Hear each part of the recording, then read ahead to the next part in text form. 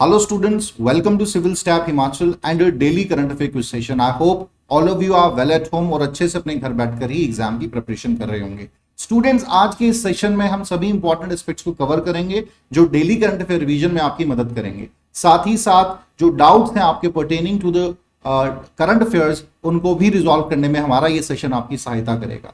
और किस प्रकार के सवाल आपके एग्जाम्स में पूछे जाते हैं उसका भी अंदाजा आपको जरूर होगा हमारे इस सेशन के माध्यम से। स्टूडेंट्स, अगर आप डेली करंट अफेयर्स पढ़ना चाहते हैं, आप हमारी वेबसाइट विजिट कर सकते हैं। वहां करंट अफेयर्स भी पढ़ पाएंगे, साथ ही साथ एमसीक्यू सॉल्व कर सकते हैं और भी बहुत सी से एस्पेक्ट्स हैं जो आपके एग्जामिनेशन पॉइंट ऑफ व्यू से डिजाइन किए गए हैं, जो मदद करेंगे आपके एग्जामिनेशन को क्वालिफाई करने के लिए। चलिए स्टूडेंट्स, आज का सेशन शुरू करेंगे फ्रॉम क्वेश्चन नंबर 1। पहला सवाल है, under Saur Sinchai Yojana how much subsidy is provided to farmers for the installation of solar pumping machinery? Option A 80%, B 85%, C 90%, D 75%। हाँ जी स्टूडेंट्स, आंसर करें कमेंट बॉक्स में। ऑप्शन बी जो आपका है सही आंसर है 85%। तो रिसेंटली जो है गवर्नमेंट ऑफ हिमाचल प्रदेश की तरफ से सोलर इरिगेशन स्कीम को लॉन्च किया गया है बाय द नेम ऑफ सौर सिंचाई योजना। इसके तहत ज्यादा से ज्यादा सोलर जो मिशन है उसको प्रमोट करने की बात की गई है एग्रीकल्चर की भी फील्ड में। इसके तहत सभी बड़े छोटे एग्रीकल्चर्स को, फार्मर्स को जो है सोलर पंप्स जो है प्रोवाइड कराए जाएंगे, सोलर पंप्स के सेट्स प्रोवाइड कराए जाएंगे। ऑलराइट, साथ ही साथ इन्हें सब्सिडी भी प्रोवाइड कराई जाएगी। छोटा जो फार्मर है, स्मॉल एंड मार्जिनल फार्मर, उसको 90% तक जो सब्सिडी है इन पंप्स को खरीदने के लिए सरकार की तरफ से दी जाएगी। जबकि जो मीडियम और आपका बिग फार्मर्स हैं उन्हें हम सरकार की तरफ से 80% तक की सब्सिडी प्रोवाइड कराई जाएगी। अब इसके तहत गवर्नमेंट ने ये डिसाइड किया है कि भाई 5850 पंप्स जो है वो जो है डिस्ट्रीब्यूट होने चाहिए फार्मर्स के बीच, और तकरीबन ये कवर करेगा इरिगेशन पर्पस को पूरा करने के लिए 7152.30 हेक्टेयर लैंड को। ऑलराइट, तो बड़ा ही महत्वपूर्ण इनिशिएटिव है to boost the solar energy in even in the agriculture area. चलिए स्टूडेंट्स, नेक्स्ट सवाल की तरफ बढ़ेंगे। Under Prakriti Kheti Khushhal Yojana how much area has been brought in Himachal Pradesh? Option A 5467 hectare, B 5595 hectare, C 6789 hectare, D 2345 hectare. हाँ जी students, क्या answer होगा इस क्वेश्चन का सही?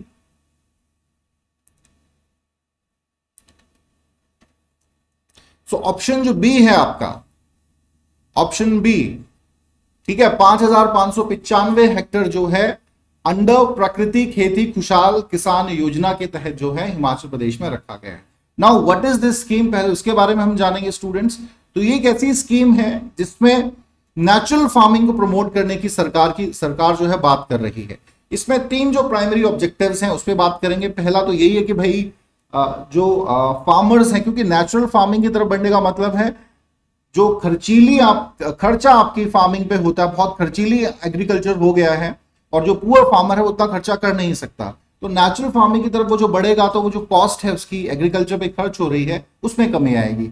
दूसरा जो है, नेचुरल फार्मिंग की अगर सही टेक्निक्स पता है, सही अवेयरनेस फार्मर्स को है, तो उसका जो मुनाफा है, उसका जो बेनिफिट है इनकम में, वो भी देखने को फार्मर्स को मिलेगा। कहीं ना कहीं फार्मर्स को इनकम में बेनिफिट मिलेगा। तीसरा जो सबसे महत्वपूर्ण है वो है केमिकल्स का और फर्टिलाइजर्स का यूज जो है इस फार्मिंग में नहीं होता है। तो इस प्रकार की नेचुरल फार्मिंग को बूस्ट करना हेल्थ के लिए भी बहुत अच्छा है। ऑलराइट, तो इसके तहत जो है 75% जो सब्सिडी है ड्रम्स के लिए प्रोवाइड कराई जाएगी जो नेचुरल फार्मिंग में इस्तेमाल किए जाते हैं। ठीक है, साथ ही साथ 50,000 का जो अमाउंट है वो open natural resources natural farming के लिए है, प्रोवाइड कराया जाएगा। ऑलराइट, तो दोनों ही प्रकार की जो फार्मिंग है हिमाचल प्रदेश में होती है। ये ड्रम्स का इस्तेमाल करके नेचुरल फार्मिंग आप देख सकते हैं इस पिक्चर में। ठीक है, बाकी तो आप समझ गए। ओपन नेचुरल रिसोर्सेज फार्मिंग का मतलब है जो ओपनली होती है, जो कि हिमाचल में लार्जली देखने को मिलती है। साथ ही साथ इसमें जो है अवेयरनेस कैंपेन्स रखेंगे, ट्रेनिंग प्रोग्राम्स जो हैं वो भी इसके तहत लॉन्च किए जाएंगे सरकार द्वारा, ताकि नेचुरल फार्मिंग से संबंधित अधिक से अधिक जानकारी जो है फार्मर्स तक पहुंचे। नेक्स्ट सवाल की तरफ बढ़ते हैं स्टूडेंट्स।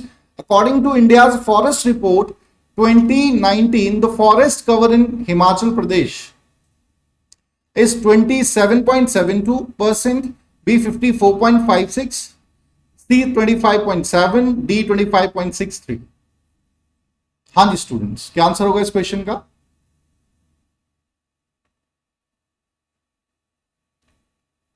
सो ऑप्शन जो ए है आपका, option A 27.72 forest cover region है हिमाचल प्रदेश में। और ये रिपोर्ट जो है आपकी इंडियन फॉरेस्ट सर्वे 2019 की रिपोर्ट है, ठीक है, जिसके तहत ये बताया गया कि फॉरेस्ट एरिया जो हिमाचल प्रदेश में है वो है 66.52% और जो फॉरेस्ट कवर एरिया है हिमाचल प्रदेश में वो है 27.72। Now what is the difference between these two? Forest area और फॉरेस्ट कवर एरिया में डिफरेंस क्या है, पहले तो ये समझना आपको पता होना चाहिए। मेरा सवाल है आपसे, अगर जानते हैं तो आंसर करें कमेंट बॉक्स में।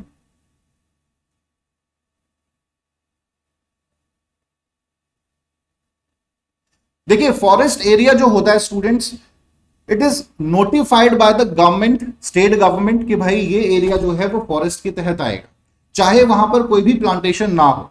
ऑलराइट, बट ये एरिया है, ये फॉरेस्ट एरिया है, समझ गए। और फॉरेस्ट कवर में क्या है कि वहां पे प्रॉपर जो फॉरेस्ट है आपके, प्रॉपर ट्रीज या रिच वेजिटेशन है वो हमें देखने को मिलती है, तो वो मात्र 27.72% ही है। लेकिन जो नोटिफाइड फॉरेस्ट एरिया है हिमाचल प्रदेश में वो 66.52%, तो डिफरेंस ये है।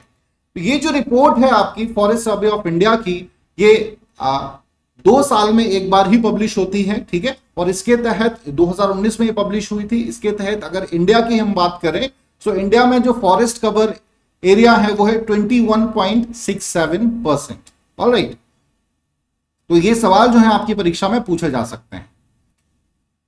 नेक्स्ट है Matsya Setu app launch recently aim to help fisherman, B poultry farmers, ASHA workers, lactating mothers and pregnant women. तो ये तो बहुत सिंपल है, नाम से ही you got an idea. Option A is the right answer, fisherman, ठीक है। मत्स्य सेतु जो ऐप है ये फिशरमैन को ज्यादा से ज्यादा इंफॉर्मेशन प्रोवाइड करने के लिए union minister of fisheries, animal husbandry and dairying, जो कि गिरिराज सिंह है, उन्होंने स्कीम को लॉन्च किया है, ठीक है। ये एक ऑनलाइन कोर्स ऐप है जिसके माध्यम से लोगों, जो फिशरमैन है, उसको उसके बीच अवेयरनेस बढ़ाना, ज्यादा से ज्यादा जानकारी पर्टेनिंग टू फिशरी, ठीक है, और मरीन लाइफ के विषय में ज्यादा से ज्यादा जो है जानकारी प्रोवाइड करना इसका अल्टीमेट ऑब्जेक्टिव है। इसे डेवलप किया गया है ICAR, central institute of fresh water aquaculture के माध्यम से, ठीक है। अब इनका ये जो ऑब्जेक्टिव है इस ऐप को बनाने का, ये तो है ही कि भाई ज्यादा से ज्यादा जो फिशरमैन हो उसको जानकारी होनी चाहिए कि भाई किस प्रकार से इस एरिया में हम डेवलपमेंट कर सकते हैं। साथ ही साथ नई नई टेक्नोलॉजीज जो इंट्रोड्यूस हो रही हैं एक्वाकल्चर में, उसके विषय में जानकारी भी होनी चाहिए, ठीक है। It's a need of hour. Technology के साथ अगर नहीं जुड़ेंगे आप, चाहे आप किसी भी सेक्टर्स में हैं, तो you can not grow in life. तो same in the case of fisheries. तो इसके तहत डिफरेंट काइंड ऑफ जो फिशेस हैं, लाइक कैट फिश है, स्कैम्पी है, या मुराल है, कार्प है, ठीक है, इनकी ब्रीडिंग कैसे की जा सकती है, ये जानकारी मुहैया कराना इस ऐप में। ये इस प्रकार के आपके वीडियोस होंगे जो वो देख सकते हैं। साथ ही साथ सॉइल वाटर की प्यूरिफिकेशन कैसे की जा सकती है, ठीक है, कैसे क्वालिटी मेंटेन रखी जा सकती है सॉइल और वाटर की, ठीक है, ये तमाम चीजें जो है, या सीड्स के बारे में जानकारी देना, फार्मिंग के कंटेक्स्ट में इंफॉर्मेशन प्रोवाइड करना, ये सारी चीजें जो है मत्स्य सेतु ऐप में ही उपलब्ध होंगी, ठीक है। तो ये बहुत ही फाइन इनिशिएटिव लिया गया है ताकि जो फिशरीज है या फिशरमैन है उसकी लाइफ में परिवर्तन आ सके, अच्छी इनकम भी वो कमा सके, साथ ही साथ जो है टेक्नो फ्रेंडली भी वो हो। नेक्स्ट है, what is the name of the recently constituted new ministry by the government in July 2021? Option A, Ministry of Divyangjan, B, Ministry of Scheduled Caste, C, Ministry of Education, D, Ministry of Corporation। हाँ जी students, क्या सही answer होगा इस question का?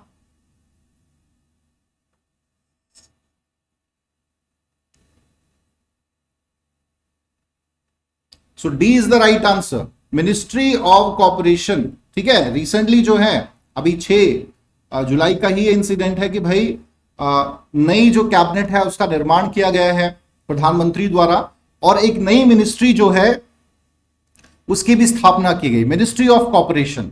Ministry of corporation को empower किया जा रहा है, सेपरेट एडमिनिस्ट्रेशन इसका होगा, लीगल एंड पॉलिसी फ्रेमवर्क इसका अलग होगा, साथ ही साथ कॉपरेटिव, अब इसका जो ऑब्जेक्टिव है प्राइमरी वो ये कि भाई जो कॉपरेटिव सोसाइटीज है इंडिया में उनको स्ट्रेंथन किया जा सके, और उनका जो है वेलफेयर पॉलिसी की तरफ जो मेन उनका ऑब्जेक्टिव है, ग्रास रूट लेवल पे ज्यादा से ज्यादा विकास हो सके, उसको और ज्यादा इफेक्टिव बनाना। अब इसके तहत क्या है, इस मिनिस्ट्री के अंदर जो है जितनी भी कॉपरेटिव सोसाइटीज हैं इंडिया में, उसके माध्यम से ईज ऑफ डूइंग बिजनेस है वो आसान होगा ग्रास रूट लेवल पे, साथ ही साथ मल्टी स्टेट जो कॉपरेटिव सोसाइटीज हैं उनका भी डेवलपमेंट होगा। ठीक है, कॉपरेटिव सोसाइटीज तो आप समझ गए, लेकिन मल्टी कॉपरेटिव सोसाइटीज क्या होती हैं? देखिए, मल्टी कॉपरेटिव सोसाइटीज ऐसी मल्टी स्टेट कॉपरेटिव ऐसी ऑर्गेनाइजेशंस होती हैं जो किसी एक स्टेट में रजिस्टर्ड ना होके मल्टी स्टेट्स पर रजिस्टर्ड होती हैं। जैसे आपका है हाउसिंग बोर्ड सोसाइटी है, हाउसिंग बोर्ड कोऑपरेटिव सोसाइटी है, या क्रेडिट कोऑपरेटिव सोसाइटीज हैं, या ट्रांसपोर्ट कोऑपरेटिव सोसाइटीज हैं। ये जो सोसाइटीज हैं इन्हें हम मल्टी स्टेट कोऑपरेटिव सोसाइटीज भी कह देते हैं। ऑलराइट, तो अब जो टोटल नंबर ऑफ मिनिस्ट्रीज हो चुकी हैं वो हो गई हैं 41। तो ये आपको याद रखना पड़ेगा कि भाई टोटल हमारी सेंट्रल गवर्नमेंट में कितनी मिनिस्ट्रीज है। Now number is 41 and this is bit about the ministry of corporation. चलिए, who has been named as a flag bearer of Indian contingent for closing ceremony of Tokyo Olympic? So Manpreet Singh, Abhinav Bindra, C Mary Kom, D Bajrang Punia. हाँ जी students, क्या answer होगा इस question का? ये कल भी डिस्कस हुआ है थोड़ा सा, कल मैंने पैरालंपिक्स के कंटेक्स्ट में ये सवाल पूछा था आपसे। सो बहुत सिंपल है, ये D is the right answer, Bajrang Punia. ठीक है, क्लोजिंग जो सेरेमनी होगी उसमें फ्लैग बेयरर होंगे बजरंग पुनिया। ठीक है, और जो आपकी वैसे जो है जब तो ओलंपिक्स में जाएंगे हमारे एथलीट्स, तब कौन फ्लैग बेयरर होगा ये भी डिस्कस किया था मैंने, मैरी कॉम एंड मनप्रीत सिंह। मनप्रीत सिंह जो कि हॉकी प्लेयर है। चलिए स्टूडेंट्स, नेक्स्ट हम बात करेंगे project bold of Khadi and village industries commission is associated with option A MSME development, B tribal development, C women empowerment, D bamboo plantation. किससे संबंधित है बोल्ड? सो ऑप्शन जो डी है आपका, bamboo plantation is the right answer. ठीक है, so recently क्या है भाई, मिनिस्ट्री जो है हमारी खादी उद्योग को बूस्ट करना चाहती है, साथ ही साथ विलेज जो इंडस्ट्री है उसको बूस्ट करना चाहती है। तो इसी कंटेक्स्ट में खादी एंड विलेज इंडस्ट्री जो कमीशन है उन्होंने एक नई स्कीम को लॉन्च किया है। ठीक है, इसका ये जो प्रोजेक्ट है इसका नाम है bamboo oases on lands in drought, या इन शॉर्ट हम इसको बोल्ड भी कह देते हैं। ठीक है, उदयपुर राजस्थान में से जो है लॉन्च किया जा रहा है, शुरुआत की जा रही है। इसके तहत 16 एकड़ जमीन में जो है 5000 सैपलिंग्स ऑफ बैम्बू की जो है वो बोई जाएंगी। ठीक है, ये वर्ल्ड रिकॉर्ड भी होगा, इससे पहले एक दिन में इतनी ज्यादा सैपलिंग्स नहीं बोई गई हैं। जो बैम्बू की स्पीसीज हैं ये भी कई बार एग्जाम में पूछी जा सकती हैं। सो बंबूसा टुल्डा एंड बंबूसा पोलीमोर्फा। ठीक है, और ये असम से लाई गई हैं बेसिकली। तो ये जो है आपके ड्राउट जो एरिया है वहां पर ये सैपलिंग्स हैं बोई जाएंगी। ये कब ये किया जाएगा? ये जब अभी हमारा 75 वर्ष पूरे होंगे आजादी को। ठीक है, तो उसी समय जो है खादी बैम्बू फेस्टिवल भी सेलिब्रेट किया जाएगा। And at that time Rajasthan के निचला मंडावा गांव है ये, जहां पर ये सैपलिंग्स जो है सोन की जाएंगी, बोई जाएंगी। ऑलराइट, चलिए नेक्स्ट है हरित धारा developed by Indian Council of Agriculture Research recently is an animal feed supplement, milk brand, C new variety of paddy, none of the above। हाँ जी स्टूडेंट्स, बहुत सिंपल सवाल है। सो ऑप्शन ए जो है आपका सही आंसर होगा, एनिमल फीड सप्लीमेंट। हरित धारा जो है एक एनिमल फीड सप्लीमेंट है, स्पेशली जो मीथेन का प्रोडक्शन होता है कैटल्स के बीच उसकी मात्रा को कम करने के लिए। ठीक है, ये एक एंटी मिथोजेनिक फीड सप्लीमेंट है जिसका नाम है हरितधारा। तकरीबन 17 से 20% जो है मीथेन के प्रोडक्शन में कमी आएगी एनिमल्स में। साथ ही साथ ये जो मिल्क की प्रोडक्टिविटी है एनिमल्स में उसको भी बढ़ावा देगा। अब बेसिकली क्या होता है कि जब एनिमल्स भोजन करते हैं उसके बाद, जिसको हिंदी में सिंपल भाषा में कहते हैं जुगाली करना, ठीक है, तो बहुत सी मीथेन जो है उसका प्रोडक्शन होता है। तो ये जो सप्लीमेंट है ये रुमेन जो है, या पिक्चर में आप देख सकते हैं रुमेन या स्टमक भी कह देते हैं, वहां पर जाके फर्मेंटेशन करेगा जिसकी वजह से प्रोपोनिक एसिड जो है वो प्रोड्यूस होगा जो कि मदद करता है लैक्टोज बढ़ाने में या मिल्क शुगर को बढ़ाने में, जिसकी वजह से क्या है, एक तो बॉडी जो मेटाबॉलिज्म है कैटल्स का वो अच्छा रहेगा, साथ ही साथ क्या है मिल्क प्रोडक्शन में भी बढ़ोतरी होगी। So it will help a lot farmers specially in dairy field. चलिए स्टूडेंट्स, नेक्स्ट सवाल। UDIAC plus report release recently is associated with option A urbanisation labels in the country, B infrastructure facilitation for differently abled population, C education, D open defecation. हाँ जी students, क्या answer होगा इस question का? बहुत महत्वपूर्ण report है। सो option जो सी है आपका, option C is the right answer, education. तो रिसेंटली जो है यूनियन एजुकेशन मिनिस्टर ने ये रिपोर्ट रिलीज की है 2019, United information system for education plus, UDIAC भी शॉर्ट में कह देते हैं। इसके तहत क्या है कि भाई भारत में जो एजुकेशन सिस्टम है उसके क्या मापदंड है उस पर बात की गई है। साथ ही साथ specially in this Covid period में क्या है कि भाई ऑनलाइन टीचिंग पे ज्यादा एम्फेसाइज हुआ है, तो उसका भी डाटा रिलीज किया है कि पूरे भारत वर्ष में at the time of Covid सिर्फ 22% ही इंटरनेट का इस्तेमाल किया गया। तो आप इसी से अंदाजा लगा सकते हैं कि जब बच्चे घर बैठ के पढ़ रहे होंगे कि there are so many areas, there are so many government school जहां पर क्या है कि भाई इंटरनेट फैसिलिटीज नहीं है। ठीक है, तो अब क्या किया जाए? तो उसकी रिपोर्ट उन्होंने दी है कि जो स्टेट्स बहुत कम है उनको ज्यादा से ज्यादा ध्यान देना चाहिए। जैसे अगर मैं यूपी की बात करूं, सिर्फ 5% इंटरनेट यूज किया गया है गवर्नमेंट स्कूल्स में, या हम बात कर सकते हैं मध्य प्रदेश की 13%, या फिर बिहार की 13-14%। ऑलराइट, तो बहुत कम है। और जो स्टेट इसमें इंटरनेट के यूसेज में स्टडीज में specially in this Covid period सबसे आगे है, उनमें केरला का नाम सबसे ऊपर आता है। 90% इंटरनेट या कंप्यूटर जो मॉडर्न्स हैं, कंप्यूटर्स है, उनका इस्तेमाल किया गया है केरला स्टेट द्वारा। दूसरे पर छत्तीसगढ़ है 83%। ठीक है, तो कहीं ना कहीं इसमें हमें कमी देखने को मिली है, इस रिपोर्ट में ये बताया गया है।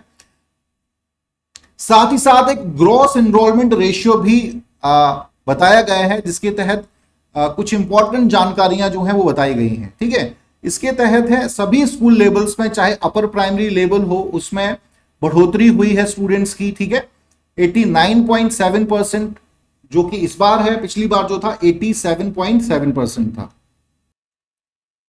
स्कूल एजुकेशन में बच्चों की बढ़ोतरी होना ये तो अच्छी बात है। ठीक है, तो कुछ समय में ये कह सकते हैं कि एक पॉजिटिव साइन इसमें देखने को हमें मिला है हर सेक्शन में। ये नहीं कि भाई अपर में या लोअर में ही देखने को मिला है। चाहे अपर प्राइमरी लेवल की मैं बात करूं, जैसे 89.7 मैंने कहा, या एलिमेंट्री लेवल में इंक्रीज हमें देखने मिला है 97.8, जो कि लास्ट ईयर जो था 96.1% था।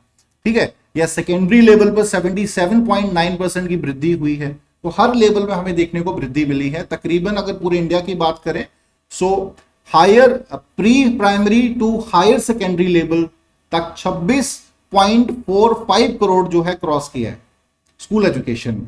ठीक है, तो एक अच्छा साइन है कि ज्यादा से ज्यादा इनरोल्ड हो रहे हैं बच्चे पढ़ाई की तरफ, और ये तकरीबन इसमें बढ़ोतरी मिली है। पिछले अगर कंपेयर हम करें तो 42.3 लाख की बढ़ोतरी हुई है। ठीक है, तो ये एक बड़ा महत्वपूर्ण एक डाटा, और ये आपकी जो रिपोर्ट है बड़ी इंपॉर्टेंट है। यहां से कुछ इंपॉर्टेंट फैक्ट्स जो है वो मैंने आपसे डिस्कस किए, ये पूछे जा सकते हैं आपकी परीक्षा में। नेक्स्ट है, the last ice area seen recently in news is located in option A Tibet plateau, B Antarctica, C Pacific Ocean, D Arctic ocean?